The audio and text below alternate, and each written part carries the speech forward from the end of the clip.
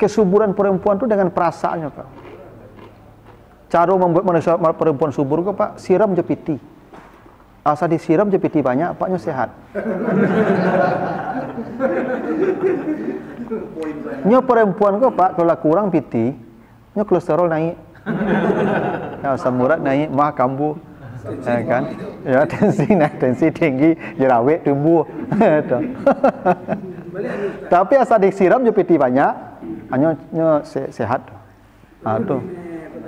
KB tadi, Ustaz. Kata KB, kadang-kadang istri itu kan menginginkan melakukan operasi misalnya, 3 kali operasi.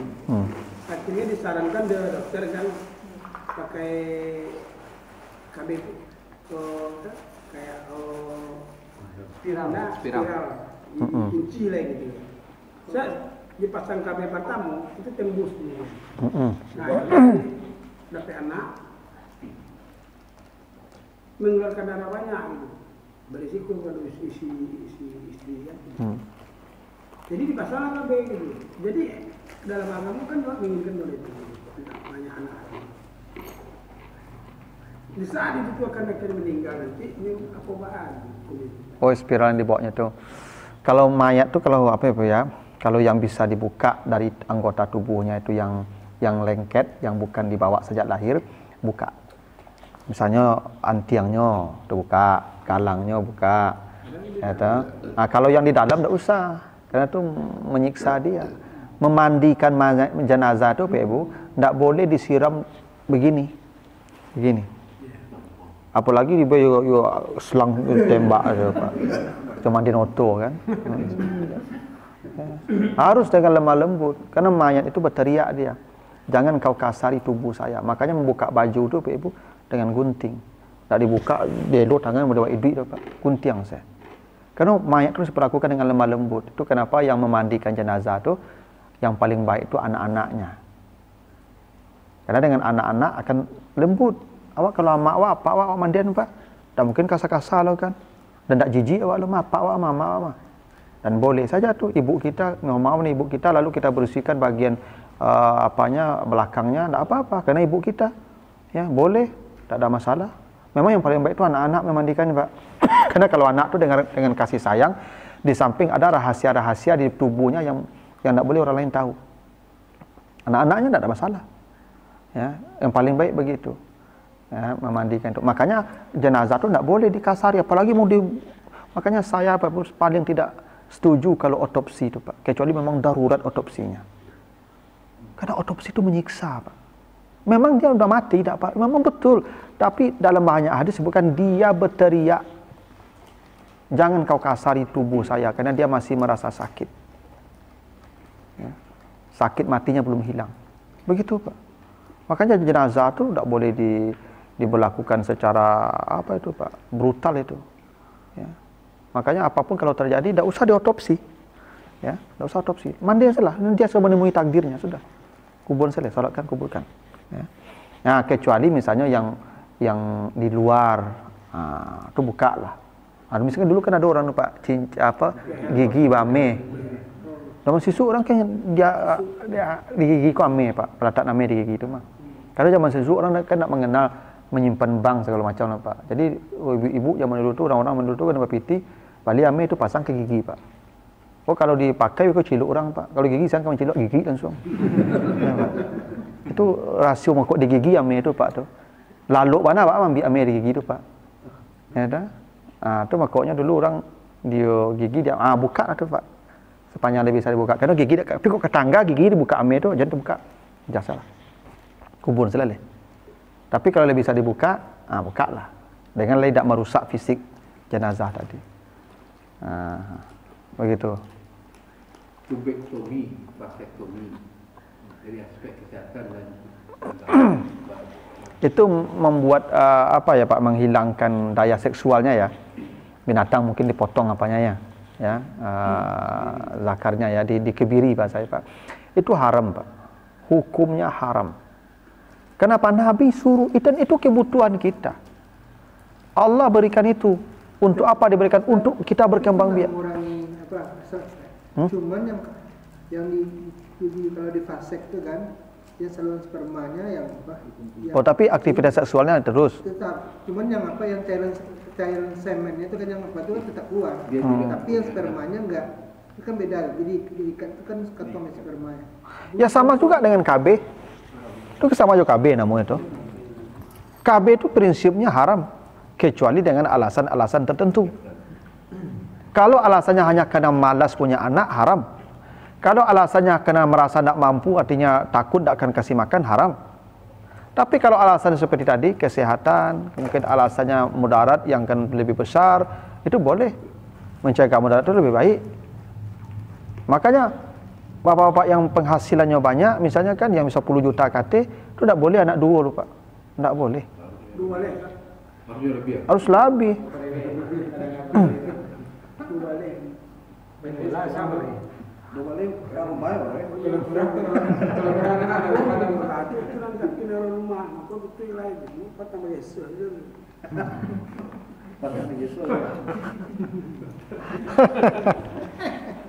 Nah memang begitu Pak. Jadi KB itu secara prinsip dilarang. Karena perintah Nabi, tazawwajul wadud al-wadud. Menikahlah kamu dengan perempuan yang banyak anak, yang suka banyak anak. Karena saya akan bangga dengan mereka yang banyak anak dan akan membanggakan umatku yang banyak di hadapan para nabi pada hari kiamat. Ya. Dan Allah tadi sudah mengatakan, jangan kamu bunuh anakmu karena takut miskin. Dan faktanya Pak, orang yang banyak anak itu tidak pernah miskin Pak.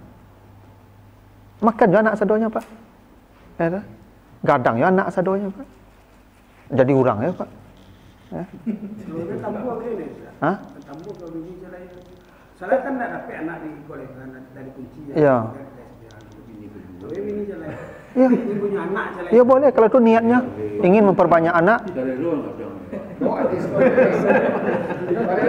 Dia bertanya Ya. Gitu 150 manusia buat laki-laki. Enggak, memang Kasihan fenomena. Pak. Memang fenomena, Pak. Hmm. Kan orang kayak awak banyak anak jadi sarjana. Ini kadang-kadang anak dua, kadang-kadang payah. Ya narkoba. Apa faktor ekonomi yang membuat itu tuh atau ketakutan dari diri orang? Kepercayaan kepada Tuhan tadi yang mulai kurang. Awaklah bergantung ke makhluk kini. Kini kok lah bergantung ke SK, bergantung ke negara, bergantung ke manusia. Itu yang membuat hidup aku lah kehilangan berkah, Pak. Dulu ada pepatah apa ya, banyak anak banyak rezeki. Dan orang tidak kupak keyakinan tentang itu loh, Pak. 100% mereka yakin tuh Pak. Dan memang betul Allah jamin hidupnya. Memang rumahnya biasa saja Pak, rumah ketek. Tapi anaknya bisa 8, bisa 10 dan tuh jadi orang sadonya. Iku anak duanya Pak, bantu saya bantu orangnya. Ya perangai tak perangai orang lah. Ya pegawai. Dua-dua. Ya, itu masalahnya. Barakah hidup adalah hilang Pak, karena kurang keimanan awak tadi itu. Faktor makanan. Bisa jadi banyak faktornya. Tapi Allah kan sudah jamin tadi, nahnu narzuqukum wa iyyahum, kamu saya yang beri rezeki, mereka pun saya yang beri rezeki. Maka jangan bunuh lagi anakmu. Jadi keimanan itu yang mulai kurang, nah, apa itu maka hidup aku lah tidak diberkati. Kalau begitu kita uruslah surang oleh Tuhan. Itu maka Allah kehilangan apa Pak, lah kehilangan barakah hidup itu. Karena Allah lah membiarkan awak mengurus hidup surang. Makanya dulu ya, Nabi berdoa, ya Allah, jangan biarkan saya mengurus diri saya walaupun 1 detik. Karena Allah mengurus awak, Pak. Anakku belum lahir, Pak, waktu proses pertemuan sperma saja dia sudah dijamin rezekinya tuh, Pak. Awakku mencari rezeki saja, Pak. Dulu ambo, Pak, ketika menikah payah hidup ambo, Pak. Lama nikah ambo citu je payahnya. Lah punya anak apa Pak, citu je. Lawa 2 anak apa, citu je. Lawa 3 anak apa, indah ya Pak. Citu je. Ya, surang payah, berampik beranak payah, ajak rampik anak aku leh. Kalau itu dia seorang yang taruh Ustaz. Iya. Ya, dulu awak surang. Duit payah. Kini barampe 85, duit payah aja, ancak 85 Pak. Ya, andai kata begitu ya. Tapi enggak lah Pak. Pasti bertambahnya kok, jalannya bertambah loh. Pak. Sekian anak kecil lah Ustaz. Iyalah sudah. Lah sudah Pak. Ndak awak yang ngurus loh. Awak mencari sebab saja. Sebab rezeki anakku dari awak. Nah rezekinya pasti ada. Ndak bana awak adonya ada ikut rezekinya mah. Jadi makanya mau keceng ke orang rumah, awak kalau mati yang boleh cami anak lain cik. Baik tu, ada sebab rezeki lain ikut teman.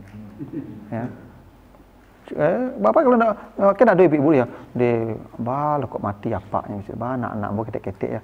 Dah ba lu suruh mati apa lu? Beko cu cali, dak mati tak makan gelo Pak. Minimal tibu lebih rancak pada apa tu beko.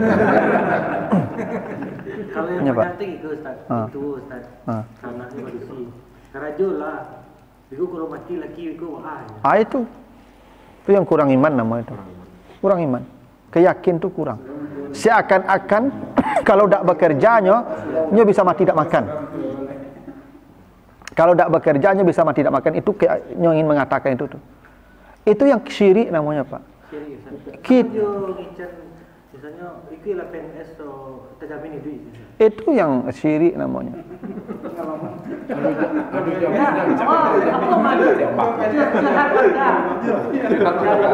Tidak ada jaminan. Jaminan hidup kita dari Allah Pak. Jaminan hidup. Apa masalah mati tadi Pak? Justru kini kan, kalau pedusi ditinggal suami, pedusi jarang yang kawin ya. Sementara suami kematian istri, tabulan dulu kadang-kadang kacanya lain. Apa anunya itu? Hukumnya. Sebenarnya begitu Pak. Laki-laki itu tidak dikasih iddah oleh Allah. Beda dengan perempuan. Perempuan dikasih iddah. Ada masa tunggu. Kalau dia ditinggal suaminya mati, dia menunggu 4 bulan, 10 hari. Tidak boleh dia menikah langsung. Alasannya apa? Satu, menunggu steril rahimnya. Beko kok menikah, sudah menikah, kok meninggal bani beko suami yang pertama. Lah menikah lo, tanam lo bani, ada anak siapa kok. Supaya tidak kacau nasab. Iya. Saya bukan begitu. Jadi prediksi kau tak pernah kawin itu. Dia hanya jadi tinggal parent untuk anak-anaknya. Ya tidak apa-apa. Itu makanya disebut tadi perempuan dikasih iddah, laki tidak. Dengan alasan satu, memang ya laki-laki itu ibu bapak dia tidak bisa lama-lama tanpa pasangan. Memang laki-laki begitu. Laki-laki itu paling 2-3 hari dia sudah menyanak di kepala Pak. Ya. Hari kampek itu lah tu yang listrik lah bantu orang saya. Iya. Curhat kawan-kawan di grup selatan. Kalau orang biasa tu tahu mantap, tapi kalau tidak biasa tahu. Iya, kalau laki-laki itu tidak bisa Pak, tidak bisa, dan dia tidak ada matinya Pak. Dia tidak mengenal masa menopause seperti perempuan. Perempuan dalam Al-Quran ada kata Allah, awal qawaid minan nisa allati la yarjuna nikahan. Ada perempuan-perempuan yang tidak butuh lagi menikah. Allah sebut itu. Ada perempuan-perempuan yang kata Allah la yarjuna nikahan, mereka tidak butuh menikah. Laki-laki tidak berlaku tidak butuh menikah tu Pak. Selama dia aktif ya hidup di dunia ini normal, maka dia tidak akan pernah bisa tanpa ada pasangan. Walaupun usia sudah 70 tahun Pak. Makanya kadang-kadang ada anak-anak tidak mengerti Pak, menikah mati emaknya kan. Apaknya kok duit, emaknya mati itu dulu. Apaknya umur 60 baru. Tak boleh nikahnya oleh Pak. Padahal Pak kau dah dapat dan nampak yang ke-7 diknya. Ya kan? Itu zalim tu Pak. Bila perlu hari kedua atau hari ketiga sudah emaknya mati, tanya apa dia. Apa lah nampak dia Pak pengganti emak. Iya Pak. Laki-laki kau tak bisa lama-lama lah Pak ngurus badannya. Dia biasa diurus. Ya. Lah bana ada akal itu Pak. Kalau apa ya kirabi dibotak hasil Ustaz. Nah ya itulah. Iya aduh gunung. Dalam medisnya aduhnya pengaruh Ustaz. Kalau laki-laki harus ada pelampiasan lah. Iyalah secara kesehatannya, dan kita ini laki-laki diciptakan itu sampai mati dia produktif. Itu memang begitu ala sunatullah. Kalau perempuan memang ada batasannya. Kalau perempuan lagi masa produksinya berbayu baik Pak melahirkan sampai kaya. Secara fisik tidak mampu itu. Kalau laki-laki tidak melahirkan lah. Maka dia lagi kemampuan reproduksi kita. Dan itu tidak bisa dibatasi Pak. Tidak bisa dibatasi. Makanya poligami itu solusi. Ketika perempuan tidak butuh lagi dengan laki-laki. Kan ada perempuan kalau umurnya misalnya 50 KT. Ini tidak ada, mohon maaf, gairahnya tidak ada. Mencari laki-laki kayaknya lah muntah. Awak menggebu-gebu baru. Oh, 50. Baru kamu lahir. Itu solusinya ada. Kalau enggak, mohon maaf, itu kenapa perselingkuhan itu banyak terjadi usia 45 ke atas. Makanya selingkuh tuh orang-orang lah 50 apa yang selingkuh tuh. Baju-baju perempuan. Iya. Pejabat RW. Kalau itu kurang percaya, disuruh ke WA kawan saya. Minta saya video Nah, masalahnya aku ada orang menunggu tapi tidak bakal raju. So aku tidak bisa menghasilkan lagi. Dari tutui kan, apa butuh ya? Iyalah. Emang enggak ada dosa loh. Oh ini tambah aku punya anak. Tiga lah. Cie, tiga. Aku kalau tiga minta nasi aci. Tiga lah. Maka ya dibolehkan dan tidak perlu izin loh. Iya, nikah saja. Tidak ada minta izin loh. Tidak ada minta izin, tidak ada hak ya. Ya, Ini kasih iri aja boleh. boleh. Sepanjang ada wali, ada saksi.